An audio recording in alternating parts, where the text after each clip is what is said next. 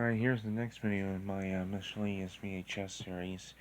These are all tapes that I just randomly got off down on the shelf or something, and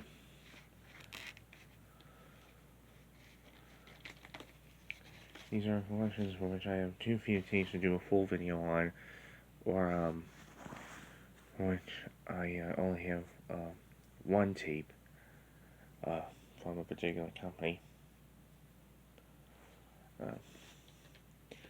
Okay, here are the tapes anyway. First are my New World video tapes, beginning with They Still Call Me Bruce, with Johnny Uni of Cannonball and They Call Me Bruce. Robert Young, credit for Wanted Dead or Alive, but he did many other roles. Maybe at least to put in Benson there, because I believe Benson was a reruns at the time, and very hugely successful reruns at the time. And Pat Paulson, Night Patrol, he's credited for there. Although I think he was part of the cast of Laughing. I'm not sure. I have to look at him again. I'm being chased by the nastiest, ugliest gang in town, but I'm not taking any bull.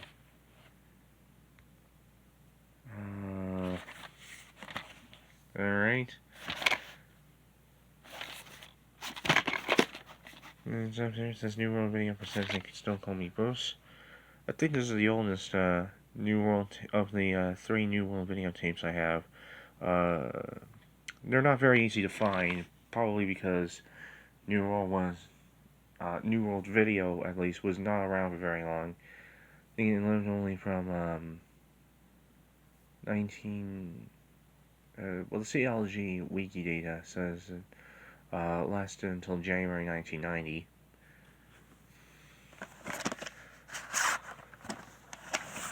And the tape itself, it comes from Casa Video in 2905 East Speedway here in Tucson, and they're still around. They now have a film bar open where they show a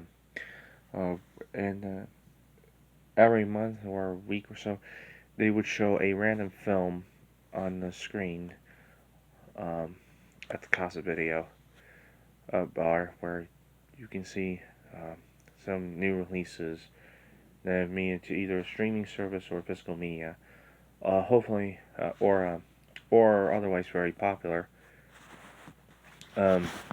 Hopefully they'll make time for showing Turning Red, because I love that film and I want to see it in town. Turning Red, great film. Okay, and there's a printing down there of June 12th, 1987. It's not under the end label for some reason. It's next to the end label.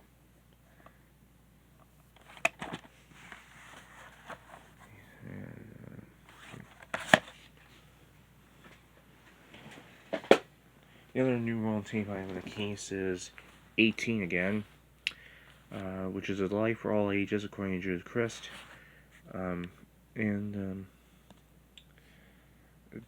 There's another quote from Dale Stevens of Cincinnati Post, who says, "I can't write this review, I can't stop laughing." The Post, I think, was the afternoon paper of Cincinnati. I'm gonna see if I can, if I get free access to newspapers.com again, I'm gonna have to find Dale Stevens' review of this movie and clip it and see if those words are actually in the review. Anyway, this is George Burns, Charlie Schleier, Tony Roberts, and Red Buttons.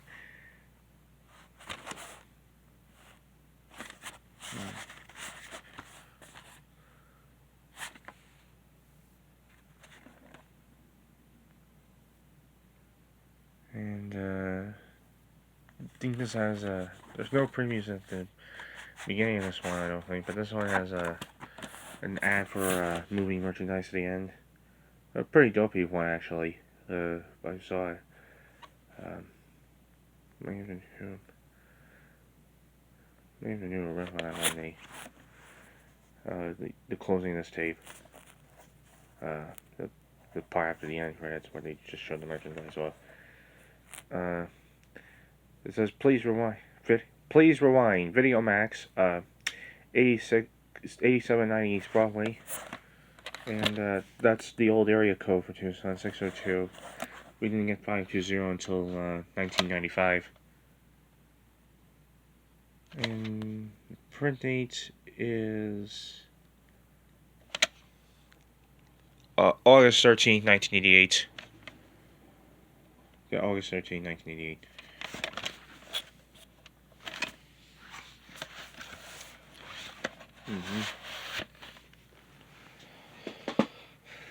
And the next one, I've had this tape for a very, very long time. Probably one of the first tapes I had when I started collecting tapes.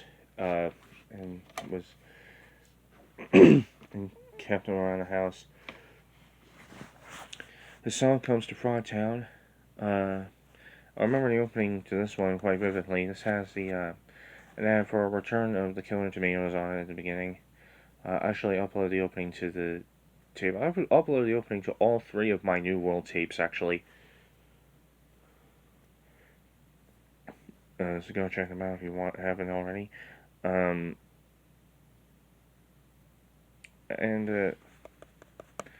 It does very much. I didn't get to see the film, ironically enough, in its entirety until one day when I found out it was on Tubi, and so we watched on Tubi, and it was, oh man, this film wears its guilty pleasure status with a smile. It just.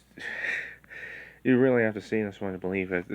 And go over the premise there. Sam Hell has a mission to fertilize as many women as humanly possible. That sounds like a very weird sort of... the whole thing sounds and it kind of plays like a really messed up Marvel movie. You have to see it to believe it. Ironically enough, I didn't even check under the end label until I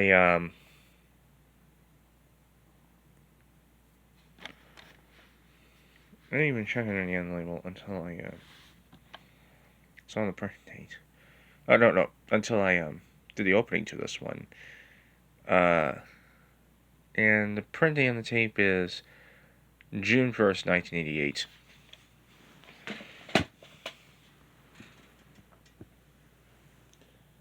Yeah, I had this tape for years.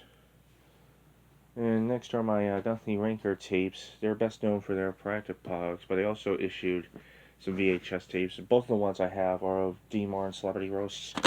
This one is Evel Knievel and Mr. T.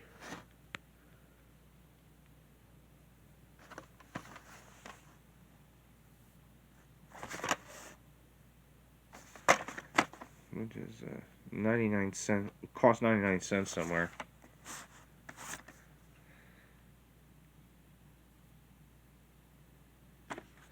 So 2000, I think both of these tapes are from 2000. And then these are print dates for weekly year codes.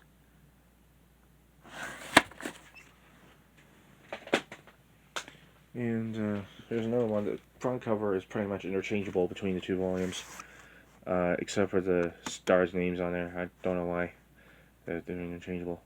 But there's another tape I have of from Anthony Ranker with the Martin Celebrity Roast. Is The Man of the Hour, Jackie Gleason, and Sammy Davis Jr.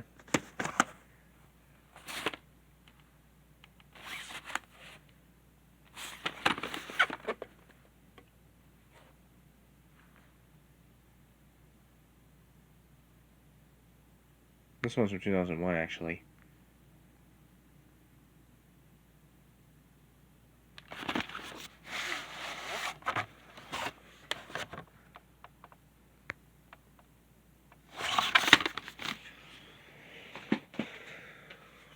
The next one, I think this is one of Richard Gere's earliest films.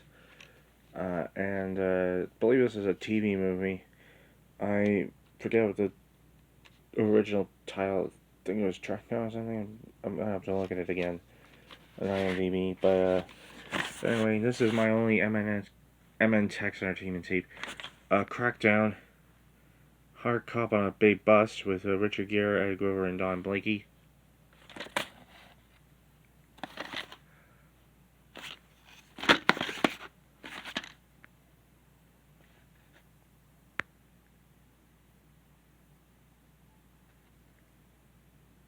This is from 1991, and there's no label on it. There's really nothing on the, is that right? Yeah, no label on there. So, I'm just showing you the box for that one.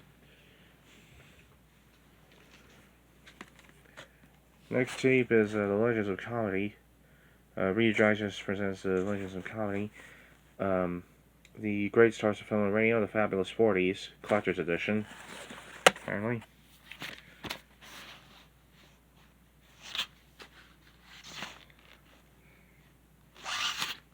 And it's a Reed Digest tape from 1992. Don't know what this got bundled with. Maybe a subscription to Reader's Digest or something. It's got a label there, which is interesting. There's actually print date under it. Print date is October 1st, 1992.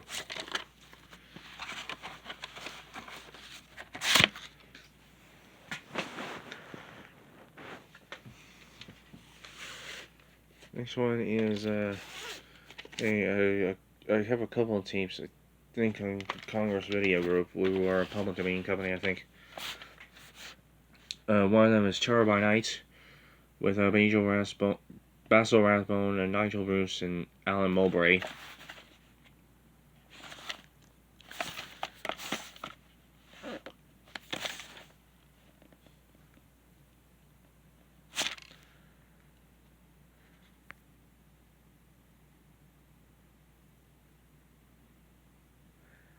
The 1986 tape. It's a U.S. playing card affiliate, apparently. And it's tape itself there. And it actually says lifetime guarantee there. It says this product is warranted against manufacturer defects by Congress Video Group for the life of the product. Within the period, we will replace your VHS movie without charge. Do not take your purchase back to the local retailer.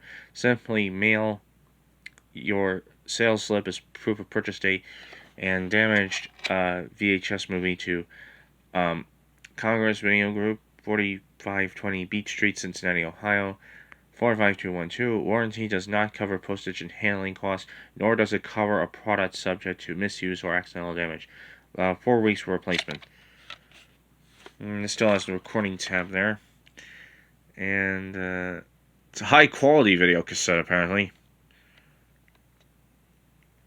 This video cassette is intended for home use and not for duplication. Now, when I got this, the lid was broken off, so I swapped it with a caseless copy I had of Rugrats. I think it was Mommy Mania, that had a week in Euro code of the 16th of 1998.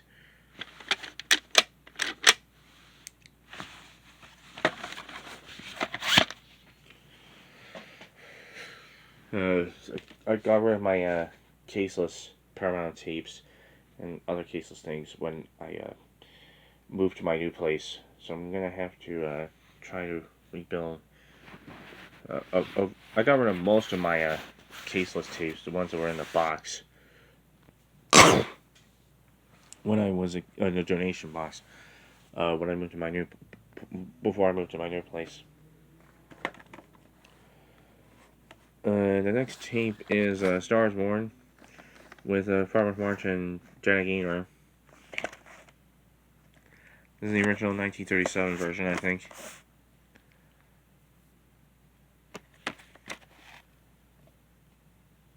This was,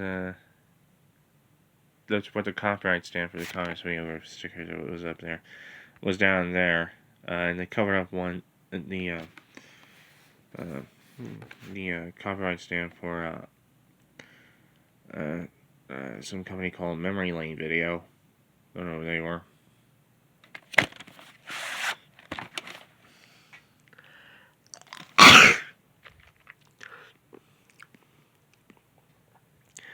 Yeah, they were in South Plainfield, New Jersey originally. The label is on, and it looks like we got another. This got one of those tequila binges where someone is hastily trying to assemble a tape and doesn't even forgets how to put a label back on there. So, what the fuck? And what the fuck is this placement? That's totally bizarre. Yeah, once again, we still have the recording tab on there. Now to the tapes I have in smaller box cases that aren't cardboard cover cases. One of them is Wolfgang Amadeus Mozart, A Traveler in Italy, which is a tape released by a company. I uploaded in its entirety. It was made by a company called Robin Williams Films. This company has no relation to like the Robin Williams, nor is the guy behind it of any particular affiliation to him. But his writing style is kind of similar, as is demonstrated by this letter that came across with the tape when I got it. And almost like the one we own, the more recognizable Robin Williams, who again, no relation to the guy behind this company. And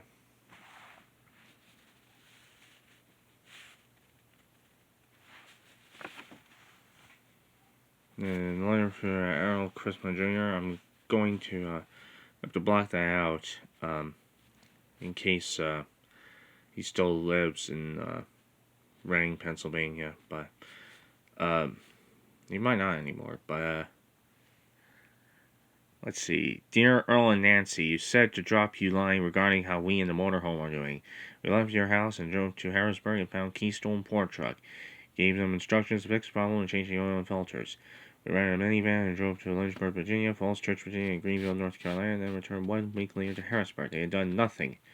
They said we need $200,000 worth of work done. They did not want to do it without our authorization. I asked why they did not call my number in California, and they said they did not have it. At that point, I completely gave up on talking further with them. They are sound asleep. But later, I found that it was a godsend that they did nothing. We rented another minivan and drove to do the show in Pittsburgh fast, then doubled back to nurse the coughing and spinning motorhome all the way to Columbus, Ohio.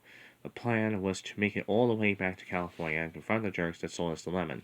We came back spinning and coughing out of the motel in Columbus, as it says there, and went straight to Vanland. They sold us a new van and took the motorhome on trade. We then rode smoothly back to California, 300 miles a day, because by this time I was worn out and could not sit behind the wheel any more than 6 hours a day. Yesterday I had an operation on my eye, removal of the cataract. Today I am squinting as I type this to you. I probably will discontinue the lecturing, perhaps start a chauffeur service with my new van. We'll finish Lewis and Clark this summer and turn it into a video. Thanks again for the hospitality and allowing us to park the heap in your front yard while we went to Hartford. It was a problem pre-trip except for the long hours behind the wheel. Rosetta did a magnificent job of navigating me through the maze of highways to get us there. We thought of the Newmans as we raced to Montclair. That's the trouble with the lecture tour. No time to stop and see friends, not even for a cup of coffee.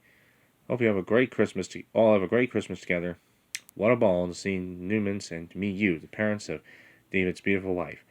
We're having a good time catching up on 40 days of back orders on our videos.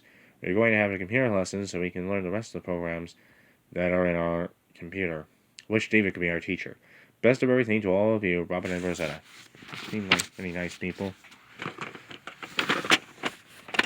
And interesting sort of folks. This has Mr. Christmas signature on there. It's a 1988 tape. And there is nothing else on it. What I can gather.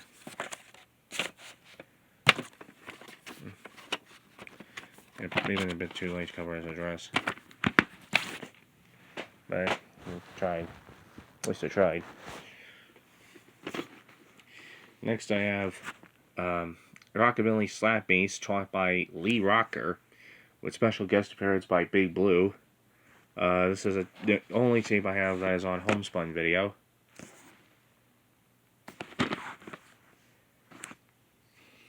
This is from 1995.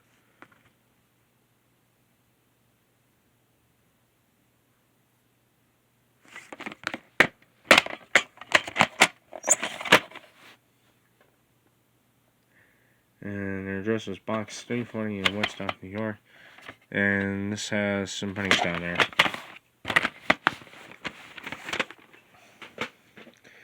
Next one, we're going to pretty interesting. It's a fairly interesting one. It's Rome and Vatican: A Journey Through the Ages by Tullio Polidori. VHS NTSC, 90 minutes.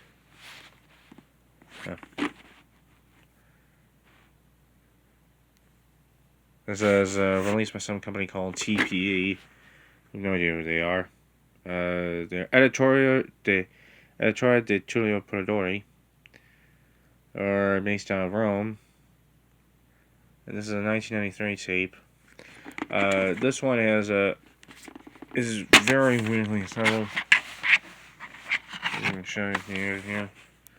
It's got the it's got a paper label. I can feel it for you. It's got a paper label. It looks kind of like this. Rome, Vatican Through the Ages, 90 minutes, copyright 1995 by TP Editorial Roma. It's got a label, and it appears to have some tape attached to it. And there's no adhesive glue attached to the back of it. So I have no idea what the hell he was thinking. Just putting 2 slabs of tape on the label and sticking it on there. And also that part of the label broke. The left half of the label on that half of the tape actually broke off. And there's really nothing else on the tape that I could find anyway. Here's a Japanese tape, and I put it in here because it's the only one I have on Bandai. This is, I had trouble figuring out what the title of that thing was, but it later turned out to be it turned out that this was a tape of a 1975 TV version of A Dog of Flanders.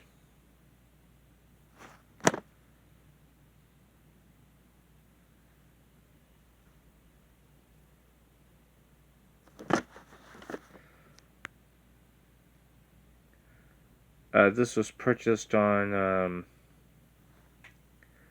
March 25th, 1995.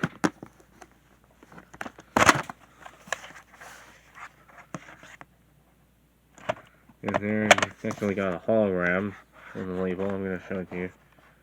Looks kind of like, looks really nice, doesn't it?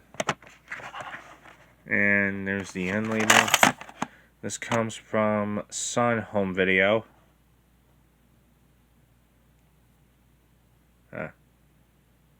Miniland Sun Home Video. I'm trying to get it to focus on that. I was trying to get it to focus on that there. Printing on the tape is February 14th, 1995.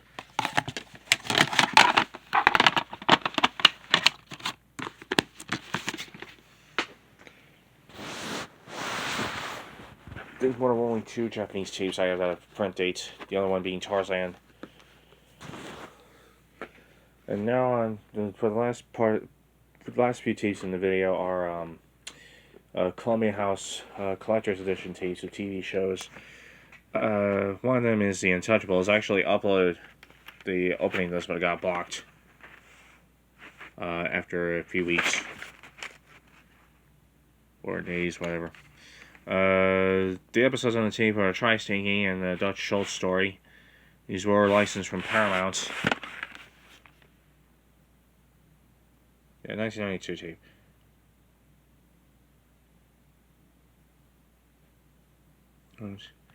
In 1992. I don't know what the hell it is with adhesives for Columbia House tapes, but the tapes have a way of the boxes with these have a way of falling off The ones I came across had a way of falling off the pads that are supposed to protect them. I don't know why they did when I came across them. I actually showed the Star Trek Next Generation tape of Clues at First Contact in my Paramount VHS collection. One that is also from my Columbia House Collector's Edition series. I probably should have saved that for the clues for this series of videos, but it's probably too late to go back and change anything about that now. Print date is December 19th, 2002, so a month later printing. I think these were I think most of these were in print for almost as long as Columbia House was doing tapes. And all these Columbia House tapes or TV shows were almost in print almost as long as Columbia House was selling VHS tapes. Here's one from the CBS Video Library, which was a bit of a predecessor to Columbia House's video arm. The collector's edition of I Love Lucy, or the 3 tapes I have in the CBS Video Library. This is Lucy and the Stars. They have somewhat identical packaging. These have somewhat identical packaging between the 3. Only the episode titles seem to be changing on the back.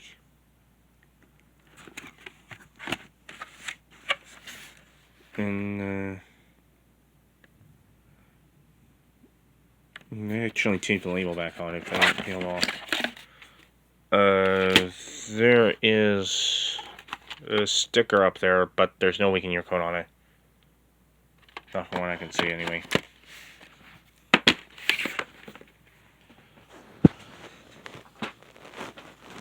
Another I Love Lucy Collector's Edition tape. Lucy's Troubles Managing Money.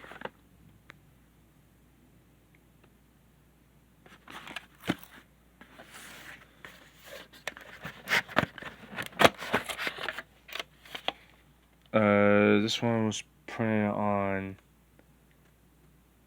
July 13th, 1991, and it's got a little booklet inside there.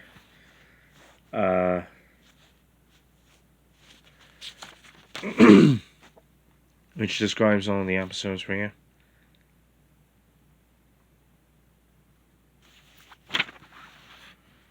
And some little behind the scenes tidbits there.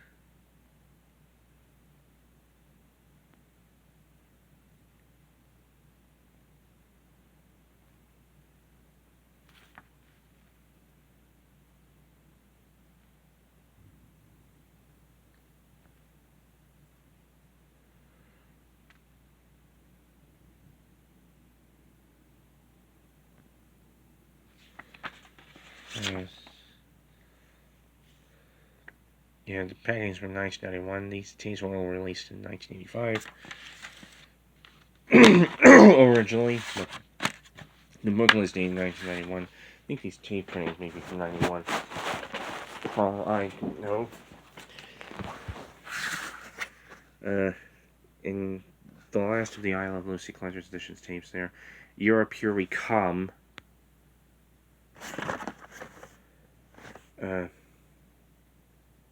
Yep, they're from 1985 again. All 3 of these I Love Lucy Collector's Edition tapes released in 85. Exclusively to the CBS Video Club, I think, or probably through mail order, most likely.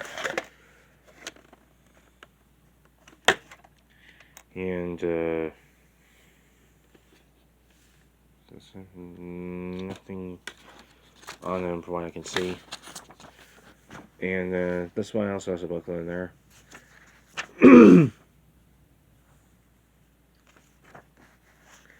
And there's Lucy Me in there now.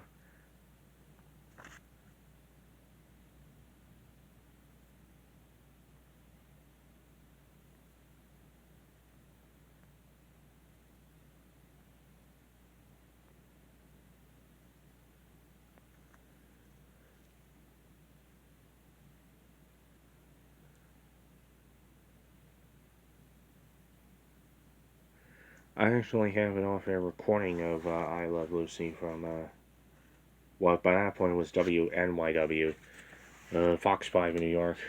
It was taped after Lucille Ball died. I believe it was of the V Management episode. I'm going to have to look at it again, but I think it was.